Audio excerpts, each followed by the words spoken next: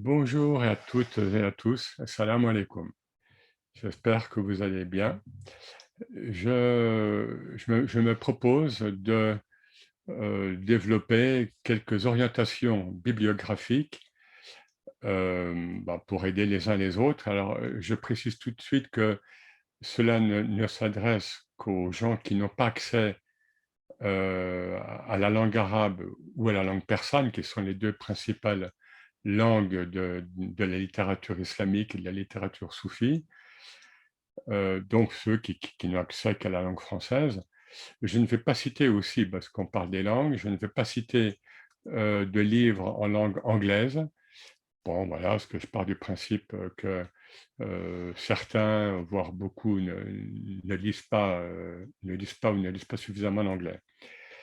Et évidemment, cette bibliographie ne se veut en aucun cas exhaustive, évidemment. C'est-à-dire, c'est une sélection qui vaut ce qu'elle vaut, mais j'espère apporter des éléments tout simplement à mon niveau. Alors, un premier rappel général, sous euh, les livres, a priori, n'amènent pas, enfin, la lecture des livres n'amène pas à la réalisation spirituelle. Alors, je dis a priori parce qu'il y a un courant dans le soufisme qui est le courant de l'école d'Ibn Arabi, enfin, des maîtres et des auteurs soufis qui sont venus après Cheikh al-Akbar, après Ibn Arabi, qui est mort en 1240. Et certains, pas tous, mais considèrent ou ont considéré, ça se dit moins maintenant, mais pendant des siècles, que la lecture de l'œuvre d'Ibn Arabi, enfin une lecture d'abord pénétrante, hein, pas superficielle, et pour autant qu'on y a accès, en langue arabe, hein, évidemment, en langue d'origine, eh bien, faisait office d'un rattachement initiatique à un maître, à une tarika, etc. Et que c'était un facteur d'éveil. Voilà, mais on va dire que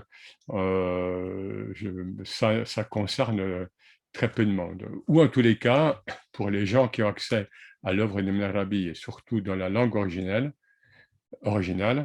eh bien, ça peut être actuellement un complément par rapport à une démarche initiatique plus classique, on va dire. Mais les livres, c'est vrai qu'ils peuvent être, suivant l'évolution de chacun, l'évolution personnelle, hein, les passages de vie, ils peuvent être évidemment des repères, ils peuvent être même des tremplins, hein, et ils sont souvent des miroirs. C'est-à-dire, et c'est là où ils peuvent être, enfin, où ils peuvent le mieux agir, lorsque je lis quelque chose d'un maître soufi, d'un auteur soufi, et que ah oui, ça fait écho en moi. Donc là, c'est bon signe, hein. Je l'avais déjà dit dans une vidéo. C'est-à-dire, ça me parle. C'est-à-dire, c'est déjà une réalité, une haqiqa qui est quelque part que j'ai vécu, hein. Et là, le livre fait, bon, c'est ce qu'on appelle l'effet miroir, hein. C'est là où ça peut conforter, confirmer une expérience à un niveau ou à un autre, une expérience intérieure. Deuxième point que je voudrais, point général que je voudrais énoncer aussi, c'est que depuis une trentaine d'années, on va dire, les travaux, donc les études et les traductions sur le soufisme et sur les textes soufis se sont multipliés, je dirais même démultipliés. Autant jusqu'à une trentaine d'années, il y avait peu de choses, hein, pour les gens qui n'avaient pas accès aux langues d'origine, arabe et persan principalement. Maintenant, il y a presque pléthore. Et il faut faire attention parce que il y a même une difficulté dans le choix, parce il faut tomber sur des études sérieuses, pas orientées, après ça dépend ce qu'on cherche, hein, et les traductions, eh bien, certaines traductions sont très bonnes, d'autres moyennes, d'autres pas bonnes du tout, on va dire, les choses comme ça. Voilà, hein, et le problème, c'est que lorsqu'on n'a pas accès à la langue d'origine, on ne peut pas savoir, on ne peut pas comparer finalement. Donc il faut, voilà, bon, c'est pour ça on vous donne certains conseils bon, plus généraux. Troisième, troisième remarque générale, je ne vais pas citer d'ouvrage lié au chiisme. Pourquoi? Parce que historiquement, hein, dans la doctrine et dans l'histoire, bon, je ne vais pas développer ça ici, bien sûr, le soufisme s'est développé dans le monde sunnite. Voilà, je peux pas en dire plus, ce serait trop long. Donc, vous ne verrez pas d'auteur chiite a priori cité. Et déjà, c'est déjà énorme. Hein. Encore une remarque avant d'arriver aux ouvrages eux-mêmes. Sauf exception, mais je ne vais pas citer d'ouvrages à caractère purement académique ou universitaire. Alors, je pense à pas des thèses qui sont publiées, je pense à des colloques académiques et j'ai participé, hein, donc je connais bien le contenu. Donc des colloques qui sont donc publiés. Alors soit on ne les trouve pas, soit ce sont des éditions très chères. Et en tous les cas, euh, ça va être d'une rentabilité, si je puis dire, assez réduite, sauf pour les gens qui ont déjà cette orientation, hein, ou bien ce goût de l'écriture académique, qui a ses aspects positifs, parce que, évidemment, il y a une rigueur de l'écriture académique voilà, donc, qui est payante, si je puis dire. Mais le plus souvent, je ne vais pas citer ces ouvrages parce qu'ils sont lourds à lire, ils sont gros, bien souvent, ou alors ils s'adressent à des gens qui connaissent déjà bien la matière ou qui ont déjà accès au style académique. Voilà. Alors, on, euh, oui, ce que je vais dire aussi, c'est que parfois, on a accès, oui, on a accès soit à des études seules, une étude sur un cher, sur un point de doctrine, sur une arabique, etc. Parfois, on a accès à des traductions seules. Et entre les deux, je dirais, se situe une traduction, ce qui est assez fréquent, mais une traduction qui est introduite avec une introduction courte ou longue. Hein. Il y a certains auteurs qui font des introductions longues, très longues parfois. Introduction, et puis après vient la traduction avec des notes et des annotations. Ça, pour les gens qui n'ont pas accès, encore une fois, aux langues d'origine, ça me paraît être le plus utile. Et je vais en citer donc plusieurs dans mon exposé. Et puis, je donnerai quelques détails éventuellement. Alors, je commence par les ouvrages généralistes. Hein. Qu'est-ce qui peut être, qu'est-ce qui peut aider, notamment pour ceux qui soit ne connaissent peu le soufisme, ou soit connaissent des points divers, mais veulent des repères. Hein. Alors là, je me permets de citer mes deux livres, parce que ce sont les plus récents, et là, je parle pas, je parle de manière complètement objective, en langue française, et même dans la littérature anglaise, je crois. Voilà, donc le livre que j'ai publié chez Erol, qui a été réédité, puis un petit peu mis à jour. De toute façon, là, on vous enverra comment dire, une fiche hein, écrite, bien sûr. Donc, ce livre-là, bon, est vraiment le livre le plus pédagogique qui existe actuellement en français. Et encore une fois, c'est pas parce que je l'ai écrit, hein, je me mets vraiment, j'essaie de vraiment trouver ce qui existe et ce qui peut rendre service. J'avais écrit avant un livre qui est paru en poche au Seuil chez Point Sagesse, Le soufisme, voie intérieure de l'islam, et qui est un petit peu plus pas académique, mais j'ai quand même essayé de trouver l'équilibre entre les résultats de la recherche académique. Alors, mais ce livre, je l'ai fait en 2002, par là, hein, donc voilà, et en même temps une présentation un peu générale. Mais le livre d'Herold que j'ai écrit après est plus pédagogique et plus pour pour des débutants, on va dire. Voilà, donc après, on vous enverra encore une fois des traces écrites. On peut citer aussi un livre collectif. Ah, j'ai failli ne pas le citer, mais il est quand même, bon, il reste pratique, oui et non. Donc, Les Voix d'Allah, hein, Les Voix d'Allah, sous la direction de Popovitch et de Weinstein, donc, qui est sorti chez Fayard en 1996. Nous avons été nombreux à y participer. Alors là, il faut se retrouver parce qu'il croise les thèmes, il traite les tariqas une par une, il traite les thèmes, il traite des personnages, et, voilà, il traite aussi par séquence historique, et parfois ça se recoupe.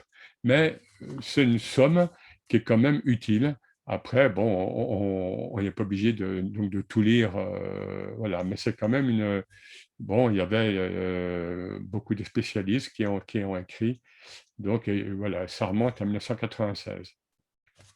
Je vais citer aussi parmi les ouvrages généralistes, là, pas un livre d'études, mais un livre de témoignages, qui est celui du Cheikh Khaled Bentounes, Le soufisme, cœur de l'islam, et qu'on trouve en poche, hein. Tout ça, ce sont des livres qui ne sont pas chers d'ailleurs, hein. Enfin bon, ça, bien sûr, ça a son importance. Le soufisme, cœur de l'islam, parce que c'est un témoignage très abordable, mais là, bien évidemment, vu de l'intérieur, bon, par un cher contemporain qui vit en France, et puis, et ça alterne entre des données factuelles liées au soufisme, et puis l'expérience c'est quoi être un cher. Voilà, donc l'ouvrage est déjà un peu ancien, mais il était réédité, voilà, donc plusieurs fois. Voilà, maintenant je vais passer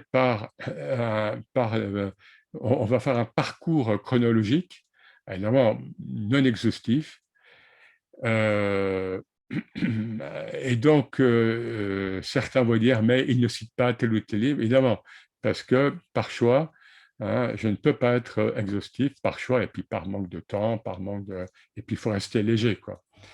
Alors, parcours chronologique, je cite un livre de Jean Anestet, livre le plus complet, et un livre sérieux sur Rabia el-Adawiya, cette première grande sainte connue.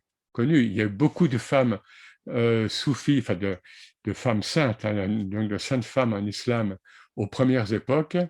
Elle est morte en 801, hein, donc en Irak. Donc voilà, et Jean Anesté a fait un gros livre assez important sur elle. Il y a eu d'autres petits livres sur elle, mais qui ne sont pas toujours soit très sérieux, ou bien qui sont un peu bon, voilà, qui abordent quelques aspects, mais qui ne sont pas assez sérieux, encore une fois. Alors, après, nous passons à Junaïd, hein, donc on est toujours en Irak, hein, la grande école donc de Bagdad, qui va donner son nom au soufisme, donc au tasawwuf, terme qu'on utilise encore maintenant. Junaïd, donc, eh bien, nous avons en français, hein, je parle bien en français, il nous reste, oui, parce que ça date déjà, l'édition originale a au moins 40 ans, donc Roger Deladrière, qui est donc décédé depuis un moment, a écrit un livre qui a été republié, hein, donc de Junaïd, enseignement spirituel, traités, lettres, etc. Donc traduit et présenté, et ça reste un ouvrage classique, donc très utile, et le seul à ce jour en français.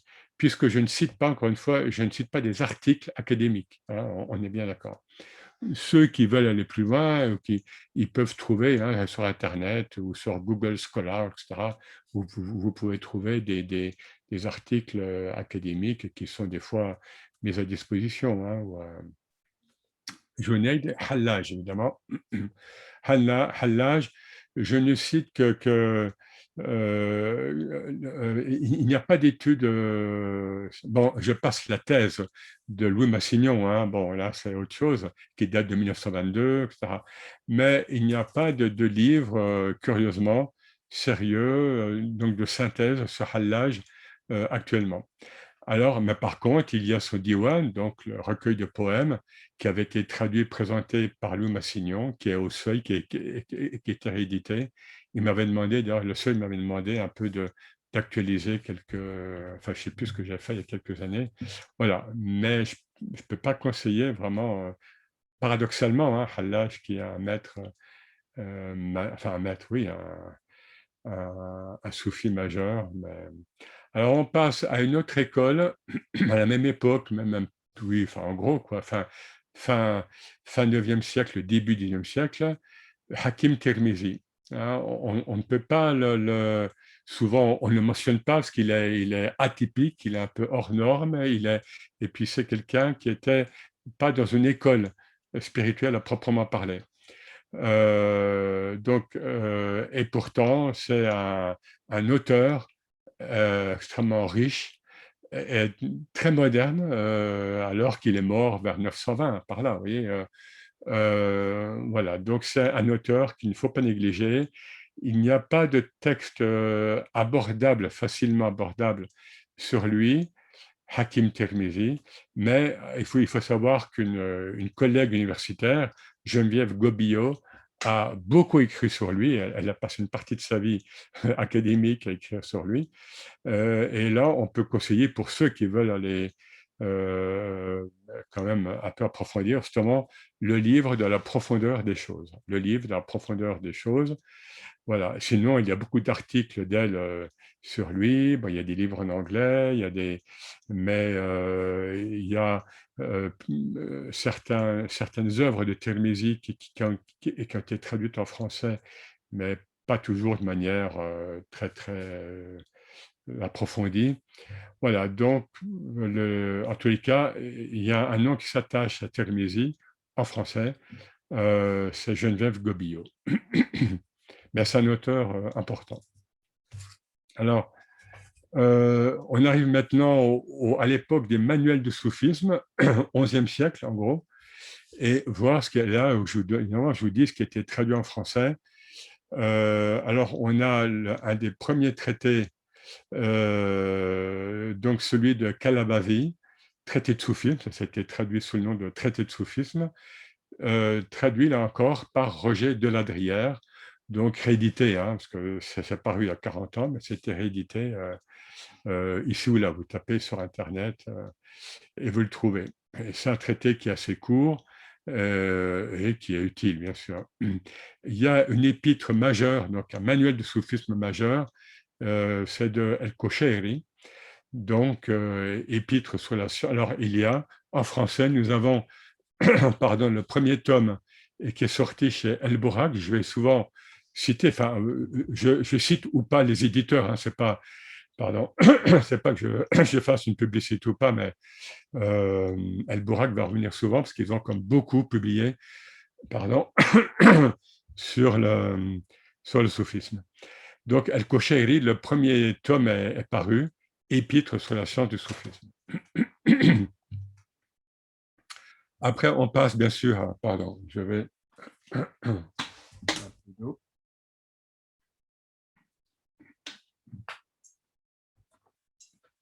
après, nous passons évidemment à El-Razali, qui meurt en 1111, hein, donc on fait toujours le parcours chronologique. Alors, Razali, évidemment, bon, vous le savez, c'est énorme. Alors, il faut savoir que son œuvre majeure, Ihya Ulumuddin, la revivification des sciences de la religion, est entièrement traduite en français chez El Borak, mais c'est un peu énorme. Donc là, vous pouvez prendre, ben, vous voyez éventuellement, ce qui vous concerne le mieux. Sinon, il y a le Tabernacle des Lumières, Mishkat el-Anwar, qui avait été traité, c'est un traité qui est dans une veine soufie importante, traduit toujours par, par Roger de Ladrière. Et sinon, El Borak, encore là, a une collection qui a quelques années, et qui s'appelle Je veux connaître. Et ce sont des petits livres où un auteur va traiter, pardon, va traiter de tel ou tel maître, soufi, tel grand savant, etc. Et là, on a de l'Ilyas Shakal, on a un petit livre, je ne l'ai pas lu, mais qui semble assez complet, qui s'appelle Abu Hamid al-Ghazali. Nous continuons. Donc, Abdelkader Jilani, donc irakien, voilà, mais il n'y a pas d'études modernes, abordables sur Jilani. Ça, c'est étonnant, c'est un maître majeur, évidemment, hein. Par contre, ces ouvrages ont été traduits, et là, et notamment chez El-Borak. On passe un petit peu au XIIe, XIIIe siècle, et là, on a alors là, on a un auteur, un collègue, si je puis dire, qui a beaucoup travaillé, il faut le dire, hein, Paul Balanfa, et qui a beaucoup traduit et introduit. Il fait de l'introduction très copieuse, si je puis dire, et notamment deux maîtres qui sont un peu contemporains, qui sont différents, mais qui sont contemporains.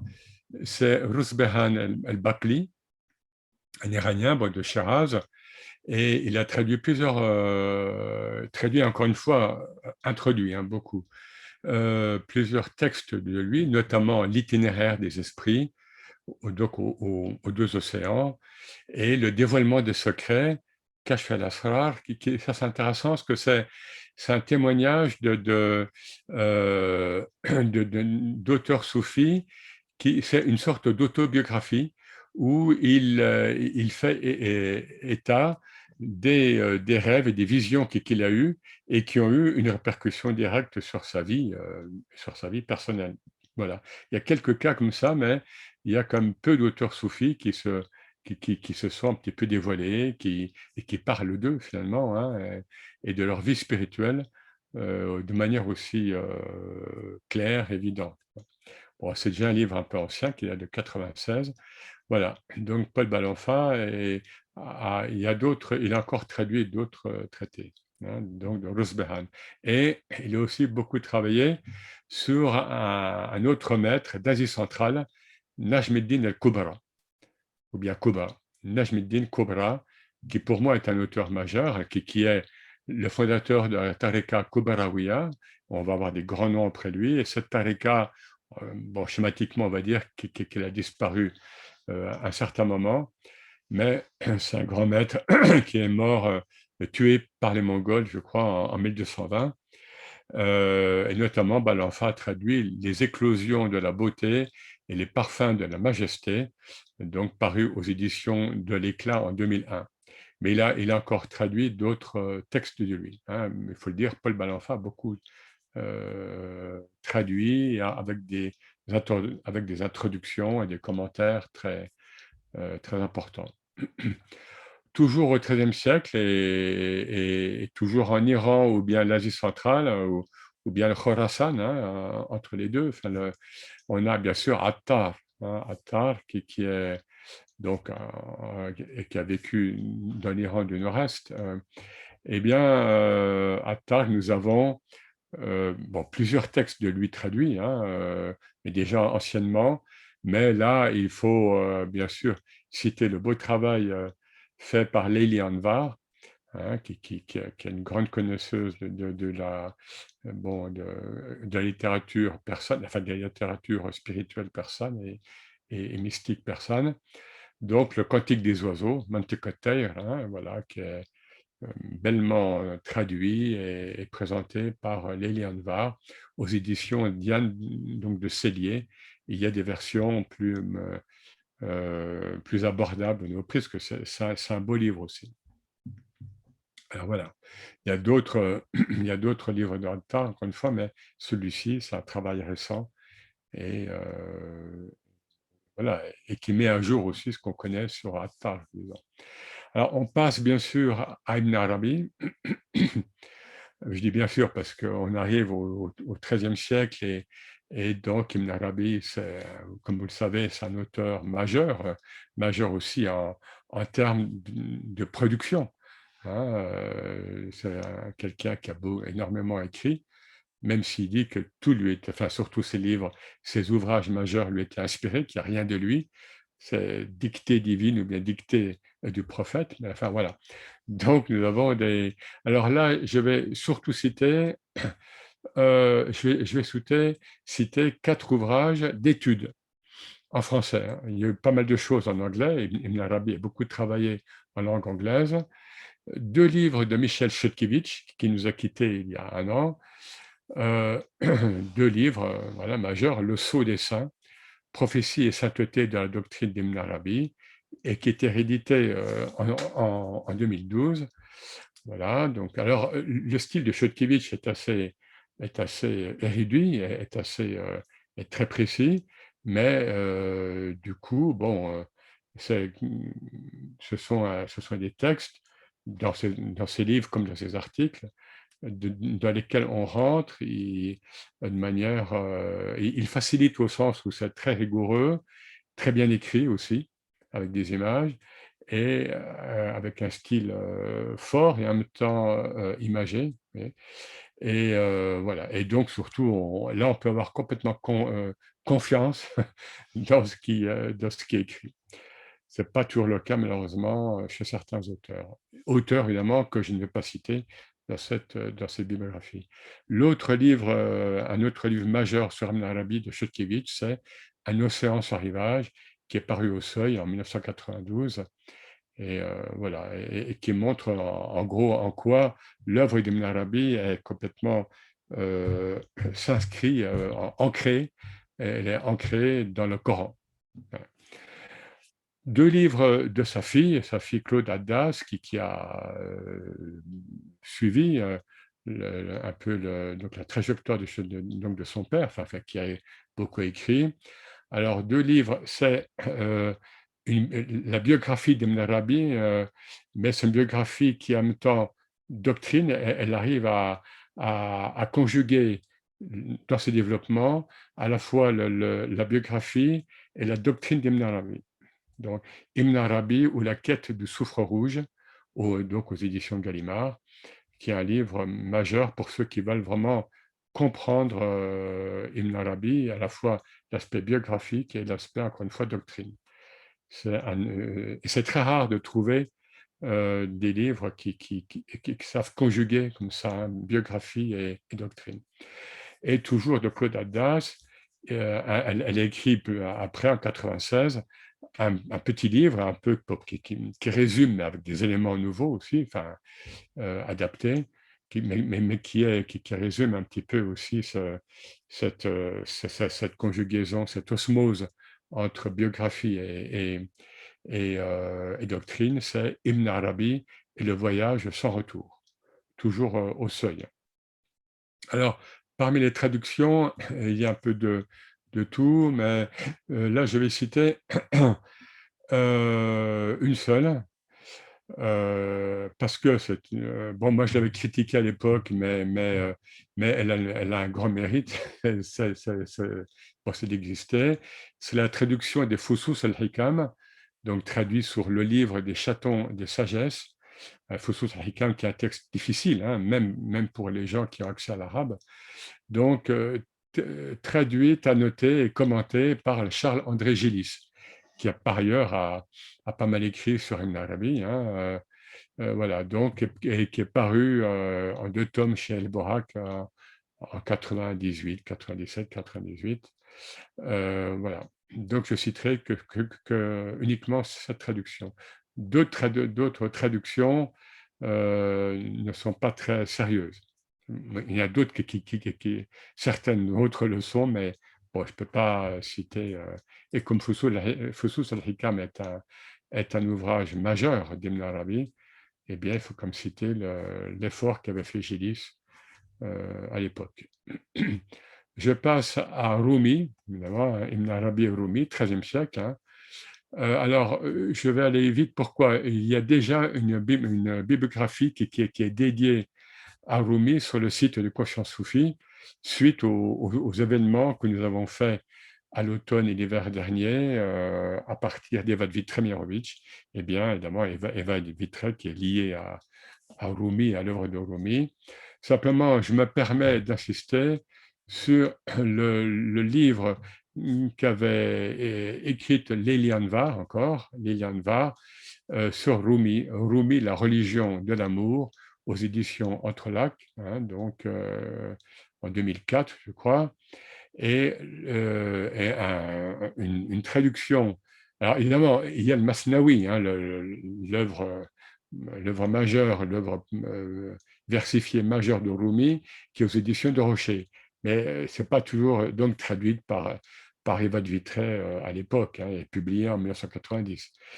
Plus abordable, car plus court, hein, il y a le livre du dedans, Fihi ma Fihi, le livre du dedans, donc traduit toujours par Evad Vitré, je crois en 1982, et qui reste très, très, très utile, hein, très, très fort, quoi. J'en arrive maintenant à l'école Chazilia. Bon, alors pourquoi l'école Chazilia? Bon, 13e siècle, hein, au début, parce qu'elle a produit une littérature qui n'est pas, enfin, elle a produit parfois une littérature confrérique, c'est-à-dire liée aux disciples de la voie Chazilia, mais les grands auteurs Chazili ont écrit pour tout le monde, pour les autres soufis et pour les autres musulmans et pour les non-musulmans aussi. C'est ça qui différencie, qui différencie souvent les maîtres Chazili, enfin les auteurs Chazili d'autres.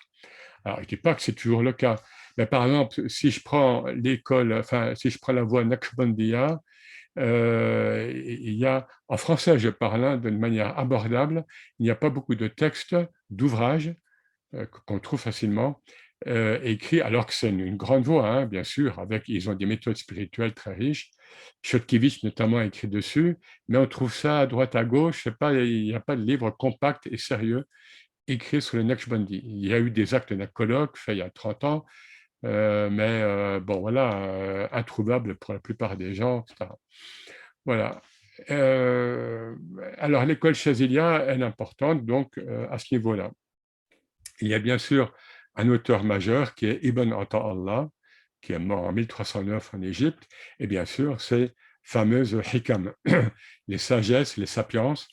Alors moi, je recommande d'abord la traduction commentée de Paul Nouya qui est un jésuite irakien, mais qui est mort de manière précoce et qui a fait un très bon travail.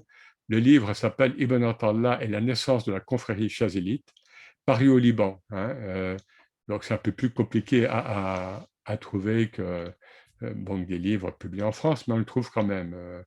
C'est publié à Dar el-Masharek à Beyrouth. Il y a une autre, alors il y a une très récente traduction, une autre traduction donc des Hikam, publiée chez El Borak, qui s'appelle Sagesse et Confidence. Parce que à la suite de Hikam, il y a aussi des munajat, il y a des confidences de Ibn Attallah. Et là, c'était traduit par Hassan Boutaleb. Et c'est paru il y a quelques mois, hein.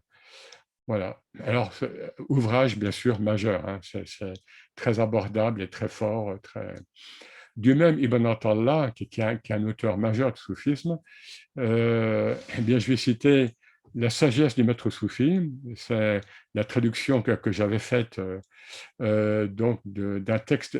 On dit que c'est le texte majeur de la doctrine donc, donc des Chazili, hein, qui est une grande école. Il ne faut pas oublier que même des auteurs du XXe siècle, Guénon, Chuon, Martin Links, etc., et beaucoup d'autres, Michel Valsan et beaucoup d'autres étaient Chazili. Voilà, et sans parler encore d'auteurs Mos Gloton, etc. Vous voyez ce que je veux dire? Donc, en Occident, l'école La Voie Chazilia continue à avoir un impact important en termes d'écriture.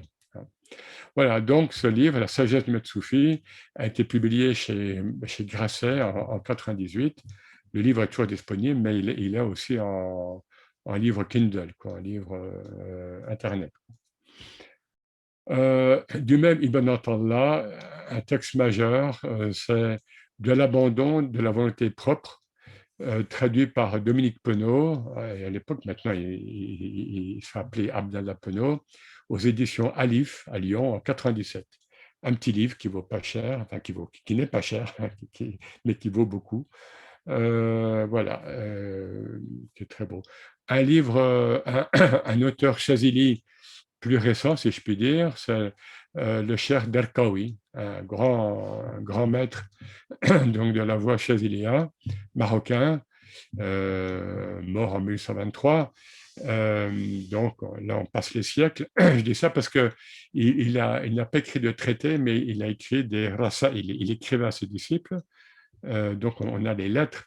Et il y a eu plusieurs, depuis une trentaine d'années, il y avait plusieurs passages de ces épîtres, donc de ces lettres envoyées à ses disciples, traduites par Titus Burckhardt, par Manuel Chabry, etc. Bon, il y a eu plusieurs. Et là, depuis donc en 2017, Idriss DeVos a traduit toutes les lettres. Donc, bon, mais une traduction.